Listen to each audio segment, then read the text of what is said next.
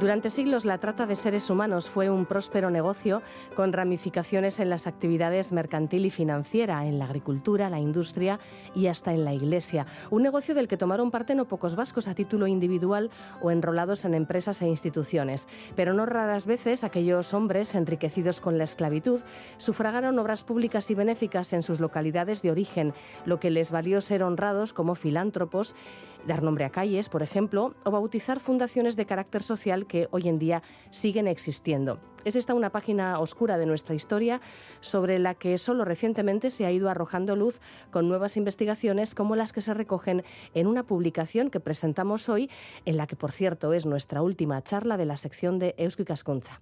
Juan Aguirre, que se nos ha ido el curso ya, como quien dice. Gabón. Gabón. Sí, cómo pasa el tiempo, ¿eh? Pues sí. Empezamos allá por principios. 13 temporadas llevamos ya. 13 temporadas, es vertiginoso, verdaderamente. Pero bueno, ha sido súper agradable, estupendo, Eva. Me encanta trabajar contigo, lo digo de todo corazón. Y bueno, hemos hecho lo que hemos podido para extraer aquí temas interesantes, atractivos, novedosos muchas veces. Tiene algo de todo esto de lo que vamos a hablar hoy, que es, como bien has dicho, al hilo de la publicación del número 47 de Vasconia, Cuadernos de Historia y Geografía, un monográfico dedicado a los vascos y la esclavitud que han coordinado Martín Rodrigo y Alarilla de la Universidad Pompeu Fabra y nuestro invitado de hoy, que es Óscar Álvarez Gila, doctor en Historia, socio de Eusko Ikaskuntza, es profesor titular de Historia de América en la Facultad de Filología y Geografía e Historia de la UPV. Bueno, Óscar ha impartido como profesor invitado en diversas universidades europeas y americanas. Tiene a sus espaldas una trayectoria muy larga investigando en temas relacionados fundamentalmente con la inmigración vasca a América en los siglos XIX y XX. Sobre ello nos ha hablado en algunos programas anteriormente en este mismo espacio. Y bueno, hoy vamos a hablar sobre los vascos y la esclavitud. Gabón, Óscar. Gabón. Hola, Gabón. Hasta hace muy poco, existía el convencimiento de que en nuestro país no hubo esclavitud, ni que los vascos participamos absolutamente en el comercio esclavista. Pero hoy sabemos que tanto lo uno como lo otro es totalmente falso. Pero esto vosotros lo denomináis el mito de la excepcionalidad esclavista vasca. Explícanos, Óscar, ¿cuál es el origen de esto? El origen, pues tenemos que todavía aclararlo, pero parece claro que tiene que ver con la manera en que en el siglo XIX creamos nuestra historia, se enseña la base de la historia vasca, también con el tema relacionado con el fin del sistema foral. Bueno, básicamente la idea que hay y que además es una idea que era compartida no solamente por, vamos a decir, la gente de la calle, ¿no? Esa idea de las lecturas que se hacían sobre historia vasca, sino también compartida incluso por historiadores profesionales reconocidos, y no, digamos que no de los que no se puede decir que sean específicamente ni pro ni anti-vascos en ningún tipo de cosa ideológica, ¿no? En el que se pensaba que efectivamente el País Vasco había sido durante toda la Edad Moderna pues una especie como de excepcionalidad de isla excepcional en Europa. Es decir, en toda Europa estaba aceptada la existencia de la esclavitud como una institución jurídica reconocida, es decir, no había nadie, prácticamente nadie ni nada en Europa que pensara que la esclavitud fuera algo ilegítimo, algo inaceptable. Habría más o menos esclavos, había lugares con más presencia de esclavos, con menos, pero digamos que la idea de la esclavitud como concepto era algo natural y además desde sistemas morales, éticos, religiosos, se aceptaba sin ningún tipo de problemas, pero que había una excepción, que el País Vasco era una isla en la cual la esclavitud estaba prohibida. Ese es lo que se decía, ¿no? Y como te he dicho, era una imagen que mucha gente tenía. De hecho, todavía hoy en día cuando hablas pues, con gente que ha leído historia del País Vasco tradicional, pues te dicen, pues nosotros nunca aceptamos la esclavitud, pero te digo, incluso historiadores de reconocido prestigio, ¿no? Sin ir más lejos, uno de los grandes historiadores españoles del siglo XX, de la Edad Moderna, Antonio Domínguez Ortiz, pues en los años 50, y te estoy diciendo en ese momento, pues publicó una cosa sobre la esclavitud en España y deja una frase lapidaria, ¿no? Dice, bueno, hay una excepción, es el País Vasco donde no existía, ¿no? Claro, alguien como Domínguez Ortiz, que es uno de los grandes popes de la historiografía modernista española y que siguiendo este reconocimiento, claro, si lo dice él, ¿cómo se puede negar, no? Sí. Y de hecho, incluso cuando ya en los fines del siglo XX, los años 80, 90, se empezó a publicar aquí cosas sobre, y se veía que había presencia de vascos en la documentación, todas las publicaciones que se hacían, incluso algunas, por cierto, de la revista Baskonia, cuando no era Cuadernos de Geografía e Historia, pues aparecía menciones, bueno, hemos encontrado estos testimonios, hombre, son excepciones, son casos aislados, ¿no? El problema ahí ocurre cuando nos encontramos con que hay miles de casos aislados y dicen, bueno, igual no están aislados, ¿no? Y entonces es un poco el planteamiento, pero es curioso cómo hasta relativamente fechas muy recientes tenemos esa resistencia a pensar que efectivamente existía, ¿no? Y es, bueno, pues ese es el origen de esta idea que tenemos de un mito, que es un mito histórico e historiográfico, es decir, un mito que la gente lo asumía, y lo asumíamos todos, y nosotros lo creíamos siempre, pero es que también la historiografía profesional lo aceptaba y lo difundía y lo validaba, ¿no? Ese es un poco el problema. Sí. En 1997, José Antonio Azpiazu publicó un libro demostrando documentalmente que entre las clases acomodadas vascas era común tener esclavos y que en los puertos llegó a haber subastas de personas. Esa publicación causó revuelo y algún sinsabor a su autor, tal como él mismo relata en un artículo que recogéis en vuestra monografía. Y es curioso que hace solo 25 años este mito todavía persistiera hasta el punto de poner en un brete a quien, bueno, pues intentaba demostrar que no era así. Sí, estamos muy agradecidos que José Antonio admitiera contarnos esa historia, porque realmente nos ha contado una autobiografía, un relato personal de lo que él tuvo que experimentar justo cuando publicó. Es un libro que se llama Somos esclavos en el País Vasco, es muy sencillo y es muy básico, con mucha documentación, pues lo que muestra es que efectivamente había una presencia habitual. La importancia es que no era excepcional, que era habitual, que existían, que estaban en todas las poblaciones más grandes, que había una presencia constante a lo largo de los 3 siglos de Edad Moderna, que es cuando había esclavitud, estaba permitida, ¿no? Lo curioso es, efectivamente, ¿no? Era una época en el 97 en la que no había internet, no había redes sociales, pero existía algo parecido, que era la prensa, y de hecho hubo un debate muy fuerte en la prensa criticándole y diciéndole que, bueno, que primero que, además con una idea un poco curiosa, ¿no? Diciendo que era mentira. Bueno, no se puede decir que era mentira porque la base documental que tenía era impresionante, de archivos públicos, que uno va a cualquier archivo aquí a Bilbao, o puede ir a Donosti, puede ir a Vitoria, cualquier archivo, y se encuentra esos documentos y lo ve que aparece ahí, ¿no? Pero luego la segunda cosa que decía es que le acusaban casi de ser antipatriota, en el sentido de decir, bueno, está usted echando una especie como de un lodo que no nos merecemos, nos está echando sobre nuestro pasado algo que primero que no es verdad. Lo cierto es verdad, está aquí la documentación, y bueno, pero si es verdad, mejor que no lo saquemos a la luz, porque es una manera de decirnos que éramos como los demás, por cierto. Sí, que no es que fuéramos peor, mejor, sino simplemente que éramos una sociedad normal de aquel momento en el cual, como he dicho, la esclavitud estaba aceptada y justificada en términos morales, éticos, religiosos. Es decir, muy poca gente hasta el siglo XIX o fines del XVIII ponían entredicho que la esclavitud fuera algo rechazable como un elemento social, ¿no? Sí. Pero una vez admitido, hemos entrado ya en esta fase en que, bueno, vale, se admite que aquí ha habido esclavitud, que ha habido esclavistas además, y muy importantes, tenemos un problema a la hora de construir la memoria de la esclavitud en Euskal Herria, Óscar, porque claro, por un lado, se homenajea, se reconoce muchas veces a emprendedores que saliendo de sus pueblos, de la nada, triunfaron y luego volvieron con dinero, se convirtieron en benefactores y hicieron obras públicas, etcétera. Pero claro, no podemos soslayar, no podemos olvidar que muchas veces ese dinero que trajeron aquí estaba manchado con este tráfico de seres humanos. ¿Qué se puede decir sobre esta contradicción?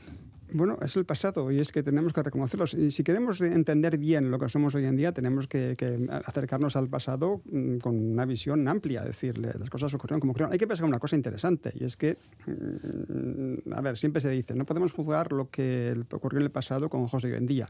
Hombre, sí que es cierto que podemos, hoy en día, creo que hemos avanzado a mejor en ese aspecto, y sí que podemos ver con horror pues el modo normalizado en el que se pensaba que poseer seres humanos, capturarlos como animales, venderlos y usar el trabajo de una manera forzada, que eso fuera aceptable, nos parece terrorífico, ¿no? Pero está ahí, quiero decir, es parte de nuestro pasado y lo tenemos que reconocer, ¿no? Entonces, claro, el problema que hay es ese, que en el País Vasco tenemos muchas poblaciones, hay mucho prócer local, entre comillas, y no tan local, porque hay algunos que tienen un desarrollo mucho más importante, que efectivamente, pues como otros muchos indianos que se fueron la cantidad de gente que sabemos que abandonó el País Vasco, que fue a otros lugares, emigraron e hicieron fortuna. Y una de las vías de hacer fortuna era, evidentemente, la compra y venta y uso de mano de obra esclava. Es así, ¿no? Y claro, cuando luego regresan sus aportaciones y hacen pues labores beneficiosas para el pueblo original, pues creando instituciones, creando fundaciones, abriendo colegios, hospitales, asilos, bueno, pues evidentemente esa labor era reconocida, ¿no? Bien, hay que saber qué proceder de ahí. No vamos a ni a echar un lodo ni a decir, bueno, pues tenemos que cerrar estas instituciones porque funcionan bien. Algunas son muy importantes hoy en día, ¿no? Pero sí que tenemos que decir, mira, el origen estaba ahí. Y eso está ahí, es simplemente conocerlo y quizá con la idea de decir, no vamos a repetirlo, ¿no? Pero decir que efectivamente muchos de estos próceres locales, pues hicieron fortuna con algo que en aquel momento era aceptable. Y bueno, pues el origen dinero está ahí, pues es una manera también de ponernos un poco también de entender hasta qué punto nuestra historia no la podemos entender también desvinculada del resto del mundo. Claro. Es decir, claro. que es así. Y ese es el asunto, ¿no? Entonces, creo que es interesante conocer. No porque haya que criticar, no porque haya que destruir, no porque haya que simplemente reconocer que efectivamente en el pasado pues ocurrían esas cosas, que afortunadamente hoy en día hemos avanzado y ya pensamos que eso no es aceptable, pero tenemos que mirar al pasado diciendo, bueno, esto fue lo que ocurrió, reconocer cómo fue, ponerlo en visibilidad, hacer que la gente lo entienda y lo reconozca, y a partir de ahí pues construir el futuro con unas bases por lo menos de conocimiento. En este monográfico, Los vascos y la esclavitud, se analizan las trayectorias de figuras como la del alavés Julián de Zulueta y Amondo, que acabó ennoblecido como marqués de Álava y vizconde de Casablanca. A Zulueta se le define como el paradigma del traficante de esclavos vasco en el siglo XIX. ¿Por qué razón? Uy, aquí entramos en un terreno más discutido, porque el siglo XIX es la gran diferencia. Es decir, a fines del XVIII en Gran Bretaña es cuando surge el movimiento abolicionista de una manera muy fuerte, y de hecho hay que reconocer que en Europa la abolición del comercio de esclavos y luego de la esclavitud tiene bases claramente éticas. Es un dato que hay que reconocerlo. Es decir, económicamente era muy rentable para los propietarios de esclavos tener esclavitud, pero hubo un movimiento social muy fuerte, creciente, que empezó a entender que por mucho que fuera rentable, no era en modo admisible y hubo que acabar con ello. De hecho, Gran Bretaña pasó de ser en el siglo XVIII el gran mercader de esclavos a ser justamente el gran abanderado para acabar con el tráfico de esclavos, que es lo que se podía a nivel internacional, ¿no? Uh-huh. Claro, entonces el siglo XIX es interesante. ¿Por qué? Porque ahí nos metemos en un momento en el cual ya la esclavitud y el tráfico esclavista era no solamente muy cuestionado, fue ilegal el tráfico esclavista interatlántico a partir de 1820. Bueno, y hacía, vamos a decir, comienzos de la década de los 20, ¿no? Cuando de hecho España acepta ese convenio internacional que no prohíbe la esclavitud, es decir, dentro de cada país la esclavitud es un asunto interno, pero la venta de esclavos, el traslado de esclavos de un lugar a otro, y básicamente en el Atlántico, desde África hasta América, que era donde en aquel momento se mantenía la esclavitud sobre todo, pues está prohibido, ¿no? Y claro, personajes como Zulueta florecen en ese aspecto. Si podemos hacer una comparación con Zulueta, sería básicamente como Al Capone. Bueno. Quería decir, pues buena definición. Y voy a decir por qué. Porque es una persona que se mete en un negocio que es ilegal cuando se mete. Él llega allí como el típico indiano, le lleva a su tío, tiene una serie de haciendas azucareras con mano de la esclava. Cuando se abole la esclavitud, pues tienen un problema, y es que, claro, los esclavos... el ser humano es el animal que peor se reproduce en cautividad. Y esta es una de las definiciones terroríficas que se hacían en el siglo XIX, ¿no? Cuando había tratados de veterinaria de la esclavitud, para ver cómo pensaban, ¿no? Sí. Y claro, el problema que hay, que evidentemente es necesario renovar mediante la importación de más esclavos. Ese es el planteamiento, el lenguaje que se decía entonces, ¿no? Y claro, decían, hemos acabado con el tráfico de esclavos, la esclavitud se nos va a acabar rápido, porque se nos están, no hay reemplazos, ¿no?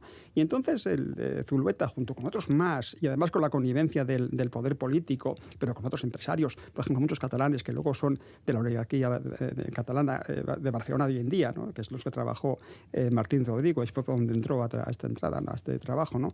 Bueno, pues lo que hacen es financiar expediciones claramente ilegales, que saben que son ilegales, en las cuales flotan barcos, los llenan de esclavos fundamentalmente en la costa occidental, en la zona de lo que hoy en día es Gambia, y los llevan ahí, lo desembarcan ilegalmente. Por supuesto, Zulueta procura no aparecer nunca, aunque sabemos que está. Eso hace muy difícil seguir la pista, pero claramente se sabe que se enriqueció vendiendo esclavos de África, de Asia, que luego hablaremos de ello, y lo que hay, ¿no? El problema es, claro, cuando estaba la connivencia política, está la connivencia del mundo económico, y aunque fue perseguido, sobre todo por los británicos, siempre quedó muy... y lo curioso es que, bueno, que es que luego él murió en Cuba, pero su familia regresó con todos los honores y con toda la riqueza ganada en Cuba, y en Gasteiz tenemos el Palacio Zulueta, que está ahí en el Paseo de la Senda, cerca de...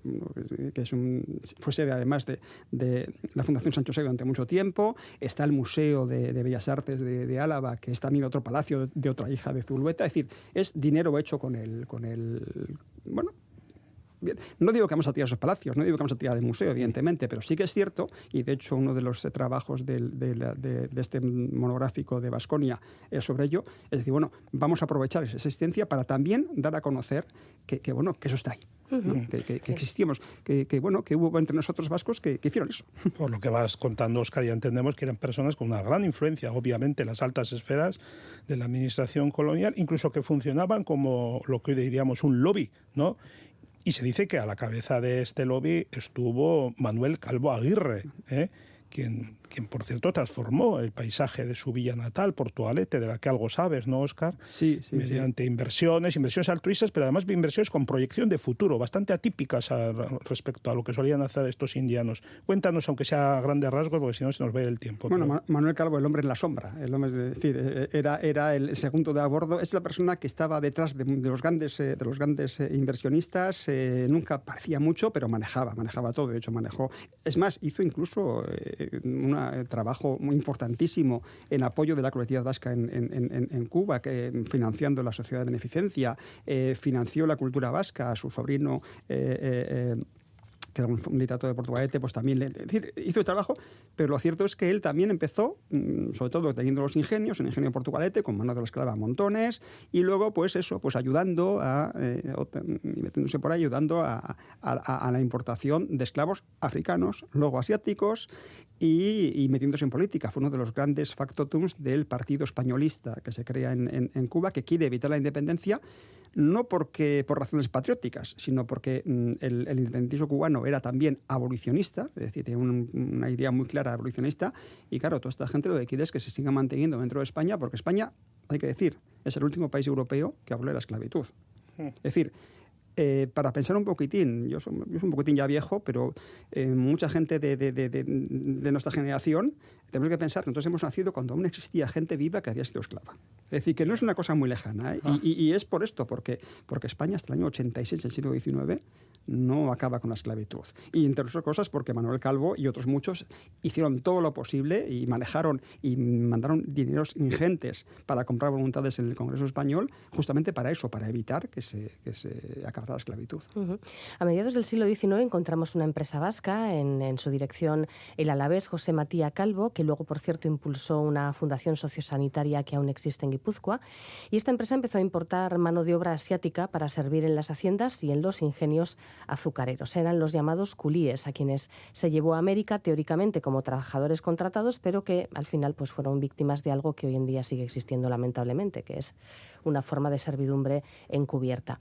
¿Cómo se produjo todo este proceso? El caso de Matías es esas cosas difíciles porque evidentemente la fundación es muy importante, tiene una imagen buenísima en Guipúzcoa, claro, y no queremos echar una oscuridad contra la fundación que hace una fundación, pero bueno, hay que reconocer que efectivamente Matías, y además curiosamente desde su base en Cádiz, el último gran puerto del que hubo el comercio esclavista en Europa, junto con Bilbao y algunos más, que también de aquí salieron barcos esclavistas. Del puerto de Santurtzi hubo muchas tripulaciones que se embarcaban para ese tráfico.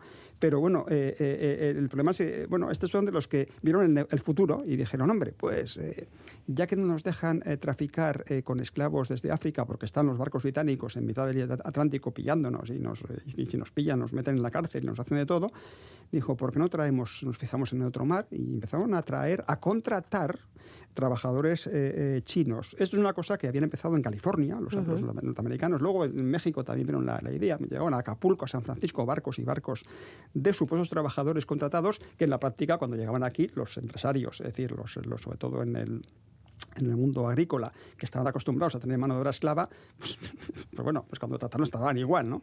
Y entonces, en la práctica, como bien decías, era una servidumbre, ¿no? De hecho, ellos en su lengua interna, en sus correos internos, en la manera en que se entendían claramente que sí, que era un engaño, los trataban como esclavos, ¿no? Las condiciones que hacían leoninas, las típicas imágenes que vimos, por ejemplo, en la trata que hay de personas, por ejemplo, para comercio sexual, que me dejan parecido, ¿no? En el que se les contrata teóricamente de manera libre, pero con unos contratos que son tan leoninos, con unas deudas que se acumulan continuamente, que en la práctica la persona tiene que estar trabajando siempre toda la vida para el contratador porque nunca es capaz de librarse de esa deuda. Ese es el truco legal, ¿no? Es una esclavitud. Eso es lo que llaman los culíes, respectivamente, ¿no? Bueno, Manuel Calvo se metió en ello, Zulueta se metió en ello, los gobiernos catalanes, desde los Bacardí, los Masá y demás, se metieron también en este negocio, que decir, era una cosa, porque veían que era reemplazo, ¿no? Y es la base de que hay una población de origen china en lugares del Caribe, más desconocida, pero bueno, y Matías era uno de los que vio ese negocio, porque tenía pues contactos en Filipinas, que Filipinas, como colonia española, pues era una vía de entrada muy buena para llegar al mercado asiático, y bueno, pues cuando vio que lo de importar, voy a usar el lenguaje despectivo de la época, ¿no? Que importar negros pues era peligroso, vamos a importar amarillos. Ese es el lenguaje que usaban ellos, como ves, deshumanizando a las personas. Pero bueno, es otra de esas vistas. Y están ahí. Entonces, bueno, no quiero decir, la fundación es maravillosa y como digo, hace una labor que es espectacularmente buena, pero bueno, no está de mal recordar que este señor, que por cierto era Ayavés de Yodiano, bueno, pues, en fin, pues es que está ahí. Es decir, este es el origen, simplemente hay que conocerlo. Y bueno, para no repetirlo, ¿no? Está clarísimo, Óscar, sí. Oye, te vamos a proponer para acabar que hagamos un pequeño giro a la conversación y nos pongamos en una actitud algo más positiva y recordemos otra parte de la historia que es tan real como esta de la que hemos hablado, que es que tampoco faltaron vascos que brillaron en la resistencia contra la esclavitud y que incluso trabajaron por su abolición, ¿no? Así, a bote pronto, yo me acuerdo de por Fray Juan de Zumárraga, claro, o el obispo Espada, pero hay muchos más. Sí, efectivamente, has hablado de dos épocas diferentes, ¿no? En el caso de Zumárraga, el siglo XVI, bueno, un momento en que la esclavitud incluso tenía bases religiosas. La Iglesia decía que efectivamente, y se aplicaba aquello que decía que Santo Tomás, tomando a Aristóteles, de que, bueno, los seres humanos hay algunos que son por naturaleza esclavos y, bueno, es su naturaleza, ¿no? Y sí, el caso de Espada, que era obispo en Cuba, muy enfrentado con esta oligarquía que vio lo que había, ¿no? Sí que es cierto, es una cosa que también tenemos que ver, como también hubo vascos que fueron esclavos, por cierto, porque a veces pensamos que la esclavitud es una cosa de blancos contra negros, y no, vamos a ver, la esclavitud como concepto y como institución, desde que hay registros históricos, ha existido en todas las sociedades. Es decir, lo normal a lo largo de estos 10.000 años que tenemos de historia registrada con textos es que los seres humanos hayan poseído otros seres humanos. Y eso ha ocurrido en todas las sociedades, desde Sumeria, en las sociedades americanas e indígenas, en las sociedades africanas, en Europa, por supuesto, en Asia, es decir, en el mundo musulmán, en todas las civilizaciones siempre han admitido la existencia de la esclavitud como algo natural, algo normal, algo legítimo, algo ético, y hay que reconocer que ha sido Europa el contexto de la civilización occidental, la primera en la cual se dio la idea contraria, ¿no? Y en la cual efectivamente muchos vascos participaron, hubo sociedades esclavistas aquí, hubo gente en nuestros puertos que también denunciaban que teníamos, pues eso, gente de nuestra no solamente la oligarquía, porque a veces pensamos que los esclavistas eran los Zuluetas, los grandes ricos, no. Los barcos hay que fletarlos, y para fletarlos hace falta marinos. Y muchos marinos de la costa vasca pues, oye, se lucraban a su nivel participando en un negocio que era es decir, que llegaba a todos los niveles esta imagen, ¿no? Pero sí que es cierto que también en todos los niveles hubo personas que vieron, y el cambio ese que hemos hecho es radical, es decir, que hemos sido capaces en muy poco tiempo de pasar de una aceptación de la esclavitud como normal a cuestionarnos incluso en la manera en que tenemos que enfrentarnos a ese pasado nuestro y cómo tenemos que ponerlo en evidencia y recordarlo, porque es parte de esa herencia que tenemos. Y como dice aquel, si no aprendemos lo que hicimos en el pasado, estamos condenados a repetirlo, y eso no lo creemos.